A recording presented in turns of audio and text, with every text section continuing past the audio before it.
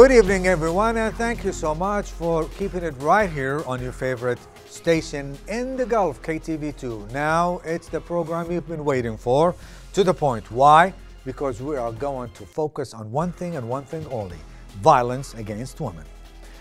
Perhaps the most thing is desperately, and we are talking about violence, the domestic violence against women is physical abuse, which leaves victims in a state of pandemonium and confusion.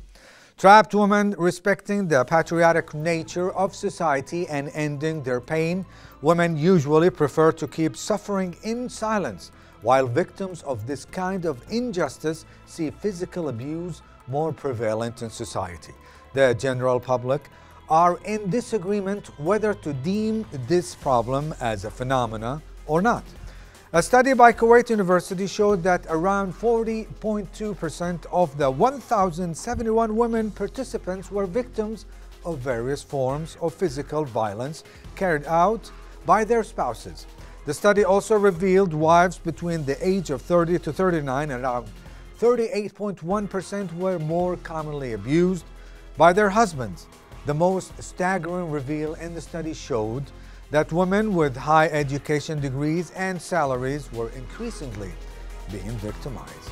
We have more to come right here on the program, right after this report. Stay with us.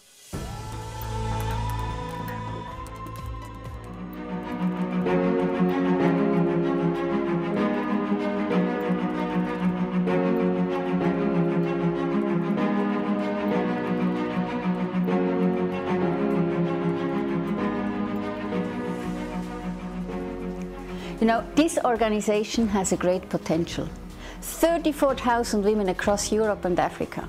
So many women, and we all have the same aim: to improve the lives of women and girls.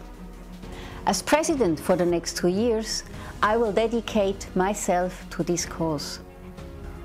Stand Up for Women says exactly what we want and what we must do. With my own passion and energy, I hope to inspire all the Soroptimists to join me in standing up to secure basic rights for women. We have to stand up to defend women against all violations, not only in the physical sense, but also violations of women's rights. This includes, of course, the right to education, the right to equal pay, the right to equal access to justice, or simply the right to express ourselves. We have to be vigilant about injustice and infringements of women's rights. Of course, cultural tolerance and respect for other beliefs are very important, but we also must and will defend our freedom in face of growing pressure on our lifestyle and challenges to our values. Domestic violence and stalking are all very real threats that need to be addressed. Studies show that alone in Europe, 40% of the women affected by physical violence do not talk about it. This is very sad. We also must face newer threats, such as child or forced marriages. It's a sad fact that 1 out of 3 girls in the developing world is married before the age of 18, and 1 out of 9 is married before the age of 15. This is not acceptable.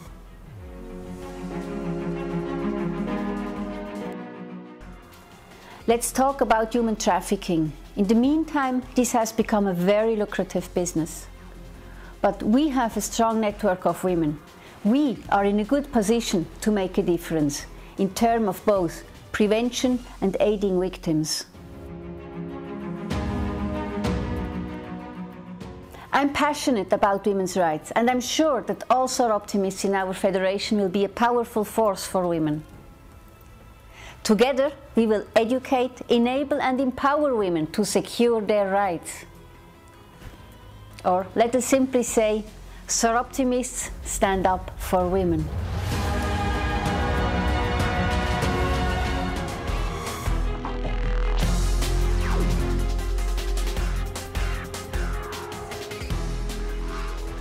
1 in 3 women worldwide have experienced physical or emotional violence, usually by intimate partners. Many times, intimate partner violence leads to death. 1 out of every 2 women who died in families are killed by their partners or family member. 32 countries have laws which exempt a man from prosecutions if he marries the woman he raped. We would like to welcome Dr. STACEY ALGHAWAS, founder presenter of Soroptimist KUWAIT Clubs. Did I say it right? You did. Thank you so much. Excellent. Welcome back to the program. Thank you, Ahmed, for having me. We have started the season with you, and we are going to end the season also with you. Thank you so much for being with us. Thank you for inviting me. I know that, Mr. ALKHASHRAM, he's telling me this is not the last episode. I know we have another episode right after this week. But anyway, we are right here, right now. We're talking about women and violence and stuff like that. Some people disagree, others agree with you. Whatever you're going to say. But now, what exactly I'm talking about? Women and violence? What exactly we're talking about here? I think we're talking about different types of violence. It takes different forms. Of course, most people always think of the physical violence, and that can range from, you know, hitting, kicking, bruising, all the way up to permanent injury and death in very, you know, severe cases. It can also have an emotional type of violence where somebody is constantly berating you or bullying you, undermining your self-confidence. Then there's financial abuse, which people keep other people financially you know, isolated, so they take their money, they don't allow them to work. Even if the woman has a job, sometimes the man will take her ATM card or have access to her online banking and question everything she does, transfer her money out of her account. All you have said, this is a wonderful story, and it leads to only one thing, violence and abuse and etc. That's right. But let us be more clear. Let's talk about the percentage from your point of view. Okay. Your own perspective, your own ideas. Is it the percentage, is it large? Are we talking about a huge, humongous amount of people who are being abused according to you? Or probably we have a very slim and small number of people? So I really think that it depends on the culture that you're speaking of, and I also think it depends on the educational level, and I don't mean by, you know, if you've gone to school or not. I think it's the cultural education. In some societies, like in Papua New Guinea, they have very high incidence of physical violence, but because it seems normal, people don't report it. And so it really depends a lot on, are women encouraged, or is there a vehicle for them to report the abuse? I think there was just recently in New York Times a story on Ford Motors where the women have been subjected to physical and sexual abuse for a very long time, but they weren't able to go to the HR department and report it. So now you have a lot of stories coming out about abuse and sexual abuse, and women having to have sexual favors in order to keep their job or get promoted. So I think that if you have a country like the States, which is theoretically very open compared to other countries, and it's a problem there, you can imagine the kind of situation you have in more traditional cultures where women are really afraid. What about the other side of the coin, the flip side of the coin? What about the man? Don't you think there are some kind of women kind of little bit more physical with the men? Oh, absolutely. In fact, I believe 10 to 15% of abuses actually are women beating up their husbands, undermining their husbands. We need somebody to speak for us. Well, you know, you do, and I think we're for gender equality. So when you talk about abuse, you cannot deny that it happens to men as well. And also it happens to young boys. So there's more pressure for them not to report it because, you know, your manliness is at stake, right? I know that. Who wants to admit that their wife beat them up? Who doesn't? Mrs. ALGHAWAS, we have some kind of information. We'd like to reveal it to the public on the air. We'll come back to you. Watch this and come back.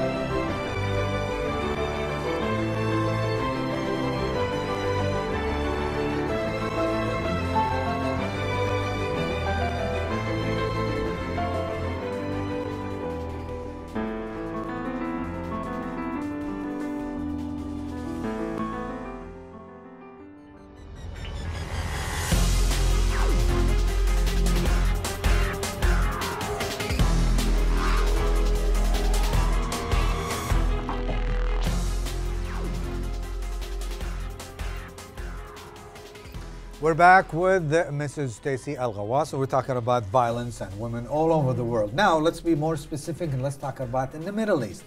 Okay. Would you compare it to the West, North America, South America, and Middle America and everything?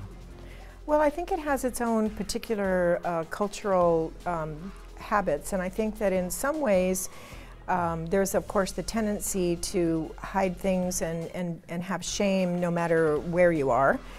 I think in the Middle East, because families are very close, that sometimes if we look at abuse happening within families and families are extended and close, we always have to make sure that we're really paying attention to who's spending time with our children and how our children are behaving and acting. I know that in Saudi Arabia they just passed a lot of laws that protect women and have hotlines and shelters. In Kuwait, we're also opening up a shelter. It's going to be for battered women and children. So I think that the Middle East is moving towards providing sanctuaries for people who have been abused. So I think you're going to see more of it being reported. So it might not look like it's much now because people don't have a way of reporting it or a place to go when this happens to them. The families tend to hide it and protect people who are doing it because sometimes they're family members. When you say the family is trying to hide it or to conceal it, not to make it to be service on the air, probably they think that this is our own prerogative. Nobody should interfere in their own business, and probably they love it. And maybe because there are some people who love to be dictated by the others. I cannot do my job unless somebody tells me what to do. Therefore, the surrounding, the spectators think that this is bullying. But in fact, it's not. He or she enjoying it. What do you think? Yeah, I think that... I got you. See that? Yeah, you did. You did. Okay. I think what happens is within families, there's a certain level of bullying that happens in some, and people grow up with a bullying environment. And they don't understand that that's not normal. You know, they think that because everyone bullies everybody and pushes everyone around and makes fun of each other or undermines people, maybe they enjoy seeing like the second wife, you know, get put down because that makes the first wife feel better. Could be. You have lots of different family dynamics, and so there's inter-family politics. So people might accept that a person is being bullied because maybe that's a way of them getting back at someone. And if it happens within families and they don't know or aren't recognizing how harmful it is, then it's going to be perpetuated from one generation to the other, because children watch what their parents do. They watch what happens to brothers and sisters. They would do the same thing, and they do the same thing. What about the stuff that you have in front of you? We have a book and you have some kind of papers over there. What is it? Yes, I do. Actually, well, I'm really proud of the Constitution of Kuwait, because in that, Sheikh Abdullah al-Salam al-Sabah, he basically set forth lots of gender equality principles and lots of things that really give Kuwaitis a lot of rights.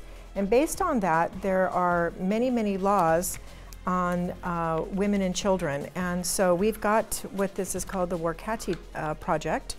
And this was originated by the Women's Cultural and Social Society.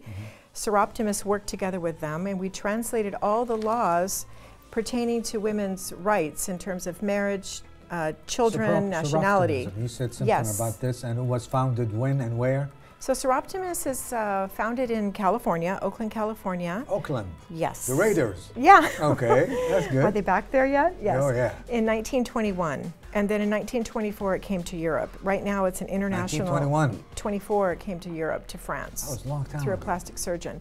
It was. We have our 100-year-old anniversary in 2021 back in Oakland, California. Okay. And so it's 80,000 women, business and professional women. And we have chapters all over. There's over 3,000 clubs. Kuwait was founded in 2015. We founded the club here. And it's also a Kuwaiti NGO as of last August, actually. So it's newly NGO. Do you accept men or not? We have Seroptimisters, because behind every successful woman is a man. Okay, I'll come back to you right after I take Mrs. BALSAM ALAYOOB, fencing champion and the founder of Be Strong. Good evening and welcome back. Ahlan, Ahmed. Hi, Ahmed, and big hi, super hi to Dr. Stacey, of course. Thank you so much for giving me the chance to be in the program today. Our pleasure. She cannot hear you because she's not wearing an earpiece, but I will pass along your greeting to her. She said hi to you. She's a seroptimist. And you look, as usual, gorgeous as ever on TV. Now, Mrs. Alayoob, we have heard that you have new developments with Being Strong program. Tell us about your new cooperation with some of the private and governmental sector. Yes, regarding the Be Strong project, I founded it in 2015, December. It was an idea which was born in our meeting in Seroptimus on that time. And it was really beautiful, the support and the cooperation that I had within Seroptimus and within, of course, Al-Anud al-Sharikh in cooperation with Abolish Article 153 to set up this Be Strong program. The Be Strong program mainly and basically depends and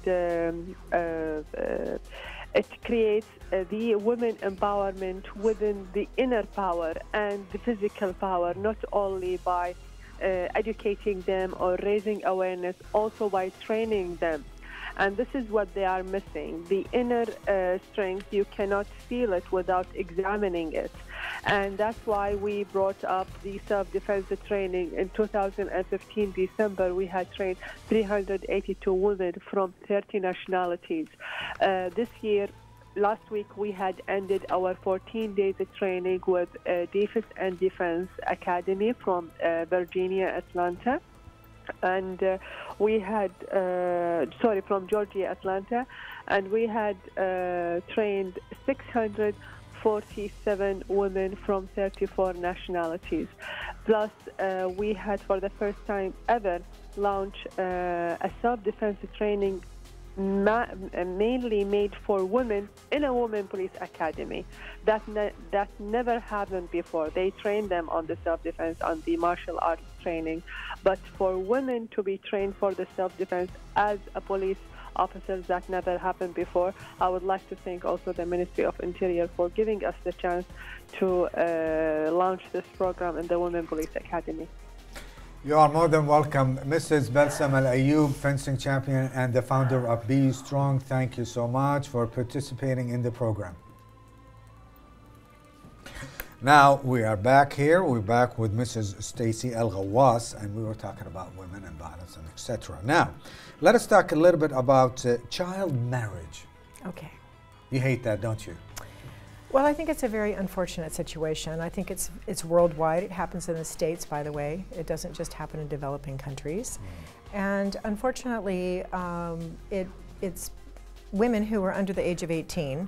Often they could be as young as 11 years old, and usually they're married off to older men, and they basically end up with no voice in the rest of their life because they're married, and they usually end up having children with complications of pregnancy. They give up their education, they give up their opportunity to make decisions and choices in their life. And it's 50% of the population. You cannot raise a strong family if you have a mother who is only 10 or 11, 12 years older than you. What can she teach you? Nothing. Right? Nothing. Because she hasn't been taught anything. She hasn't been taught. So you really sacrifice the whole culture because the family unit has a weakness, because the mother herself isn't, she can be loving and she can take care of the children, but she's not able to really create a situation. Have the experience, just like the other one. Yes, exactly. So that would leave a profound impact on the society, don't you think so? Absolutely, and I think if you look at areas which practice this as a habit, many times the girls are married off to cancel a debt. Like if a farmer cancel a debt. Yeah, it's like they're used Her father to cancel owns a debt debts. to somebody. Yes, exactly. And the only way to erase it, delete it, is to give up your daughter to somebody else. Yeah, so she's basically sold off. It happens in many countries for different reasons, but the end result is the same. You end up with a woman who's given up her life. Exactly. What about the article? It's 153, 153. What is it? Oh, that's a very important thing. So Article 153 is a law in Kuwait. It's in the penal code. And it says that if a man comes across any woman in his family, so that could be his mother, his daughter, his sister, if he comes across her in an unauthorized relationship with a man, and he can murder them, either the woman or the man or both, and he will be only charged with a misdemeanor. The law is so old that it's actually charged in rupees, so you get either 3 years and or 3,000 rupees, which is now 15 dinars. So basically it's almost like an honor killing. So if a man went and murdered someone who wasn't in his family, right, okay, you would go to a regular criminal court and you would get more than 3 years and 15 dinars fine. So it's giving men the opportunity to, you know, murder someone and get off pretty much free. So Dr. ALAYOOB and her group, Abolish 153, yeah, yes, she has petitioned, and in May 2017, they had 5 MPs, you know, try to take this law off the books. But really what's needed is more education. You mean take it off the books, or maybe amend the whole law itself? I think just eradicate the law. Okay. Because it's pretty onerous. Pretty old. Yeah. And you concur with that? Well, I think, yes, I do. I don't think that anyone, first of all, should murder anyone else and get away with it. No. No matter what the reason, right?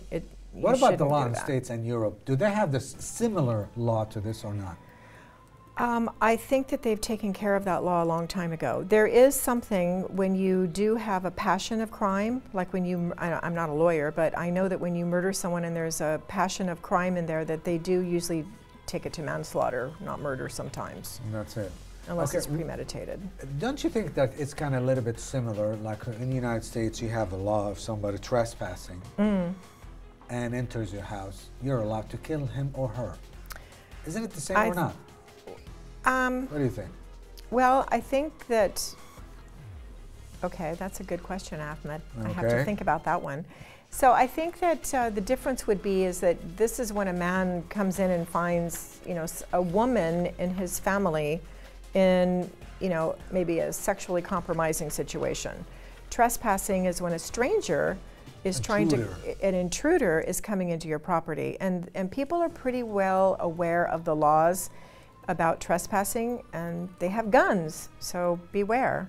Beware. Beware of dogs. Dr. ALGHAWAS, always a pleasure to have you here. Thank you, Ahmed. Thank you for inviting me. Oh, our pleasure. We would like to thank our guest, Dr. STACEY ALGHAWAS, founder, president of Surroptimism, Kuwait Clubs. Did I say it right? Let's see.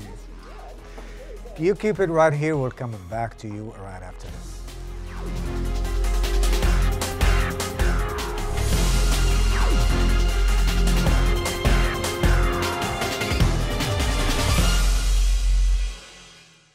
Worldwide have experienced physical or sexual violence during their lifetime. Less than 40% of them seek help of any sort, and of these, only 10% seek support from police. And of all women who were victims of homicide worldwide in 2012, 50% were killed by intimate partners or family members. This situation cannot be overlooked.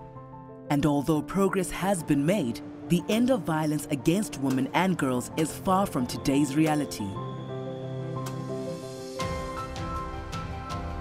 UN Women is committed to this cause and works with governments, national actors, women's organizations, and the civil society to end violence against all women and girls. The international community recently agreed that ending violence against women and girls is an important target for a sustainable future and a crucial matter to achieve the SDGs. During this process, we must make sure that we reach the lost woman.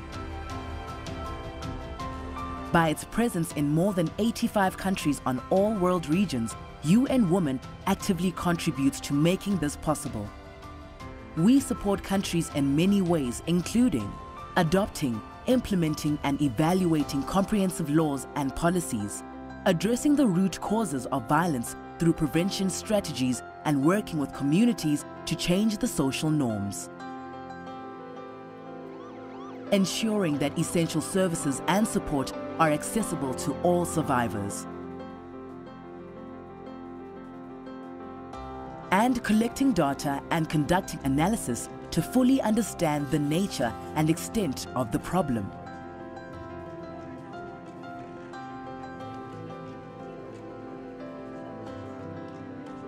UN Women envisions a world where all women and girls are equal and empowered members of society, free of all forms of discrimination and violence by 2030. But let's not wait until then. Let's act now. We need your help and commitment to make sure that we reach the last woman. Together we can make it happen. If not now, when? If not you, who?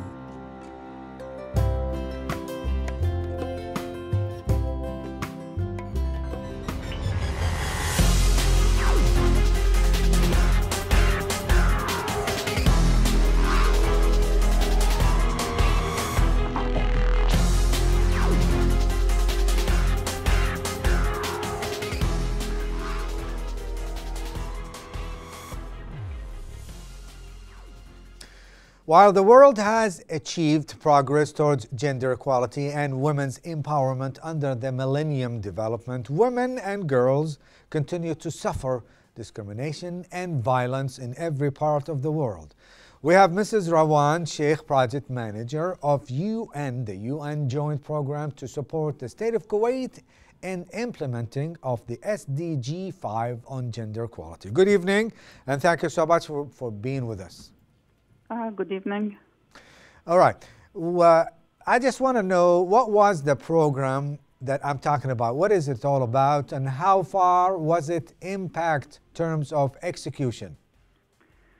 Yes, this is the first UN joint program taking place in Kuwait, and it is actually within the strategic collaboration framework between the government of Kuwait, represented by the General Secretariat of the Supreme Council of Planning and Development, and the United Nations Development Program in Kuwait. The project aims at supporting the State of Kuwait in implementing SDG 5, the Sustainable Development Goal number 5, on gender equality and women empowerment. The project is being implemented in collaboration with UN Women and the Women Research and Studies Center at Kuwait University. The project mainly, we have three outputs regarding economic empowerment of women in Kuwait, political empowerment, and violence against women. For your topic today, as we are discussing the violence against women, and for the 16 days of activism, that took place from the 21st of November till the 10th of December, we have implemented many activities at the Kuwait University, mainly to educate the students and raise awareness on violence against women in, I would say, some untraditional way. By example, we held many art workshops so that the students can draw, and we would convey for them the messages on violence against women.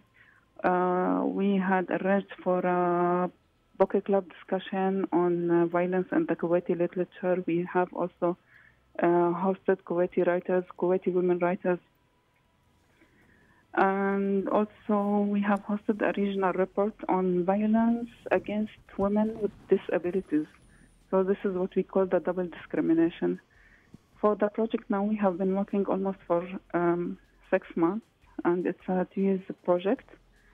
And also one of the big achievements for the project, we have initiated a study called Images, which is the International Men and Gender Equality Survey. And Kuwait will be the first country in the GCC and the Gulf region to conduct the study to better understand the views on masculinity, violence, and mapping the laws for victims of violence. Well, this is more than efficient for me. Thank you so much, yeah, Mrs. Thank you so RAWAN, much. SHEIKH Project Manager at the UN. Thank you so much. You stay with us. We have a small break and come back with us.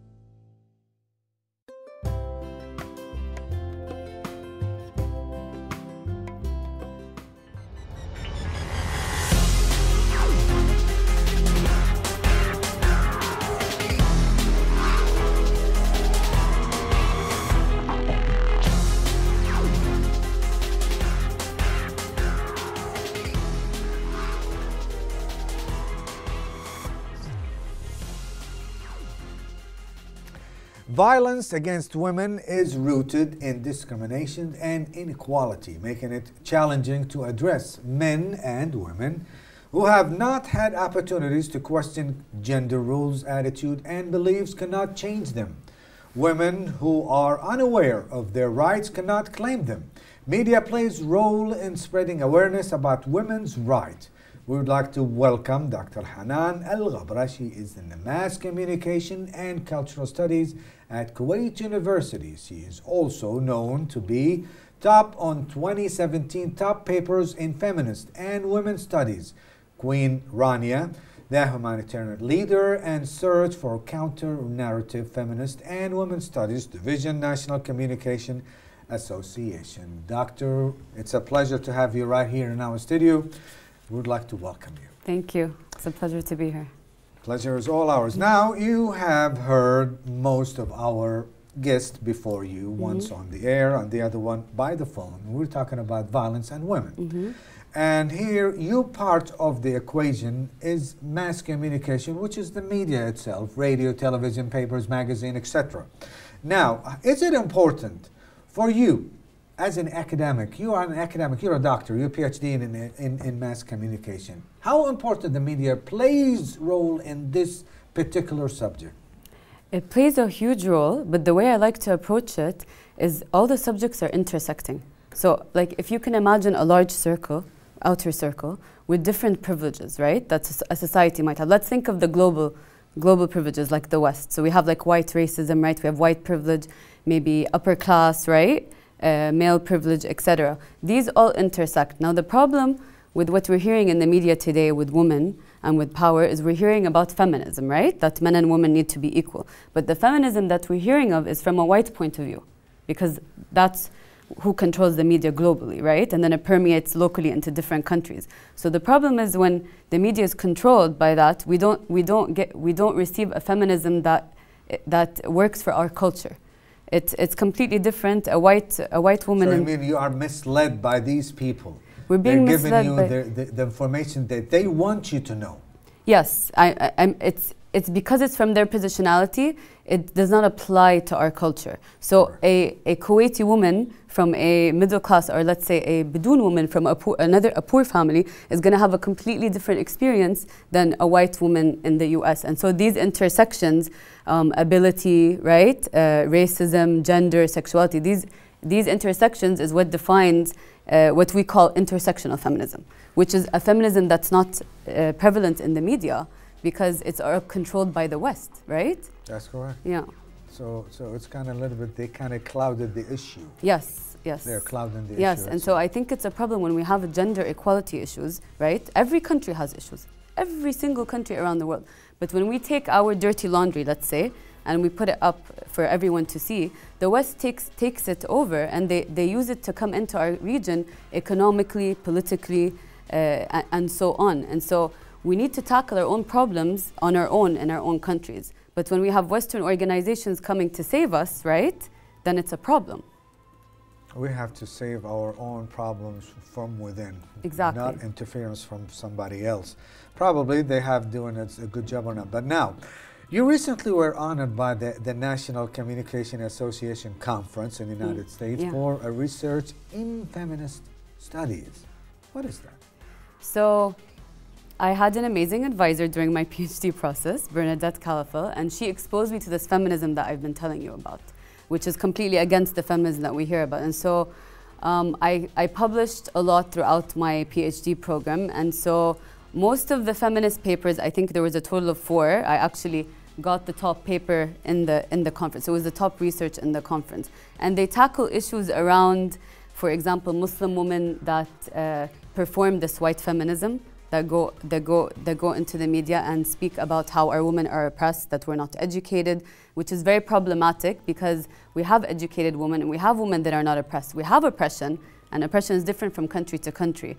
But when we go out in the Western media and we say that we're all oppressed, it becomes a very big problem. Once again, somebody's misleading the public over there in the West.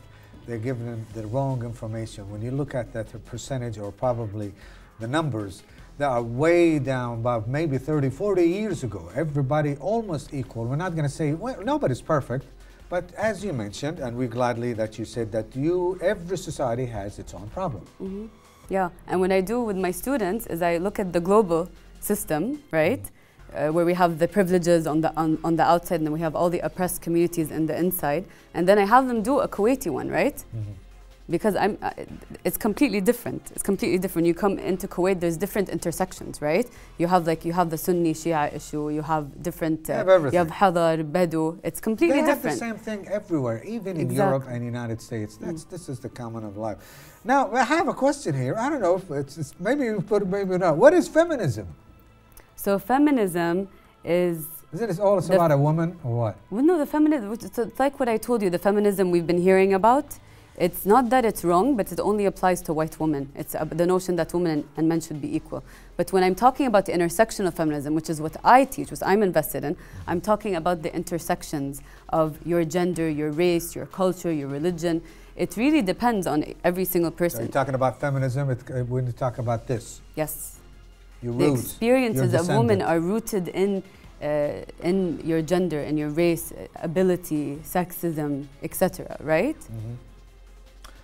Does it apply only in the Middle East, or maybe it does not apply at all when you're talking about these things? No, I'm saying it can, so if you actually look at intersectionality in general, like the actual theory, it can apply to everyone. So you would have some privileges that I don't have, and vice versa, right?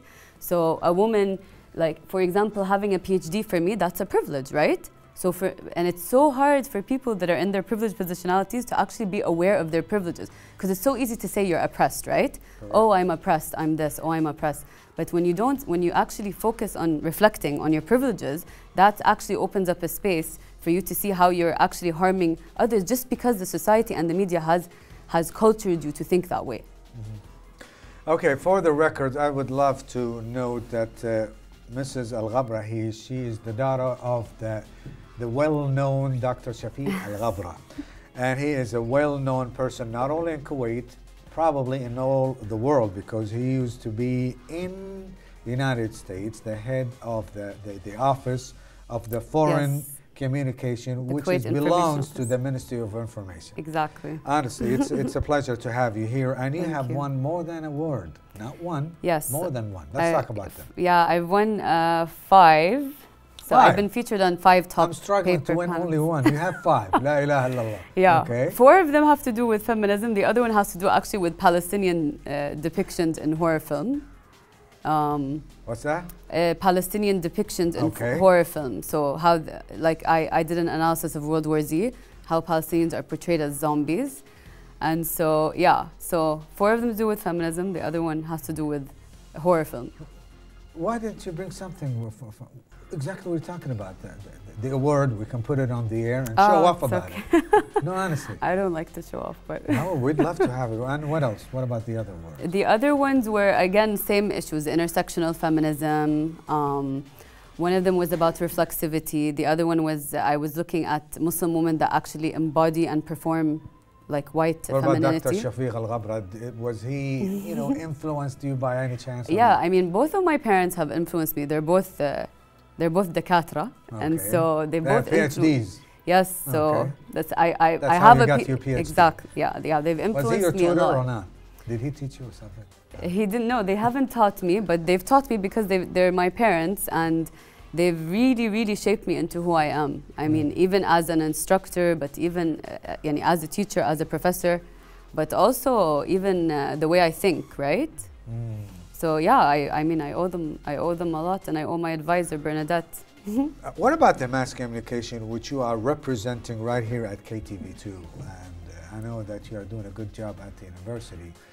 You need to do, us, not you, everybody, we need to give the whole world a clearer picture that not everyone on the media who says there's certain things in the Middle East is happening, that does not mean it's true. Here comes your part as a professor.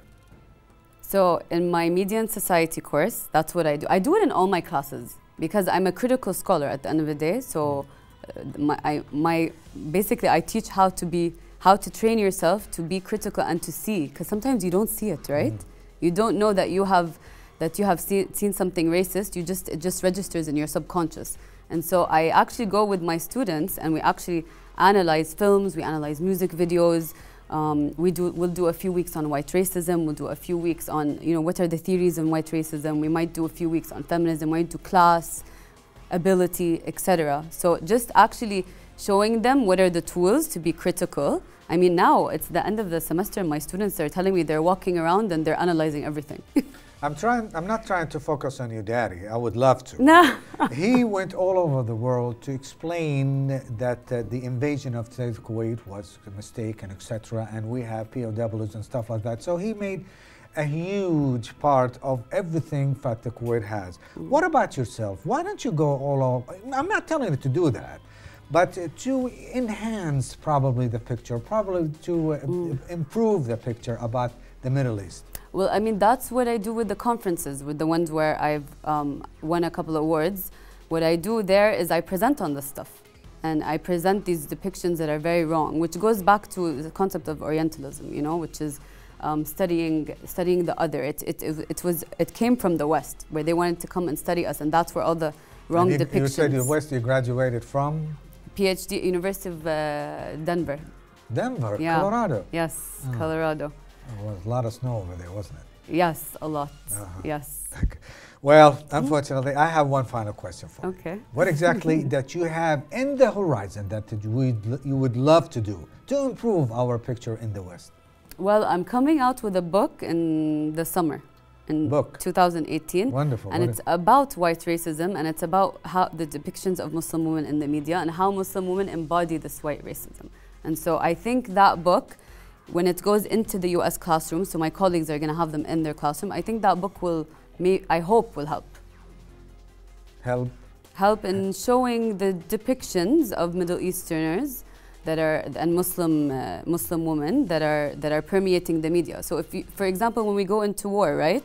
Iraq, Afghanistan, when the US goes in, they always use Muslim women's pictures, either a woman with her nose cut off or her ear cut off. So how do we counteract these negative stereotypes? Lots of luck to you, honestly. It's a pleasure to have you here in our studio. And Thank you for having me. Big regards to your dad, honestly. Inshallah. Thank you. We would like to thank Dr. Haneen ALGHABRA, Communication. She has a PhD in Mass Communication and Cultural Studies in Kuwait University. Well, that's all the time that we have for you this evening. We hope that you have enjoyed every moment of it. We promise you that we have more for you next week at the same time, 8:15, right here on KTV2, Wednesday night. Until then, take care of yourself and each other, and bye-bye.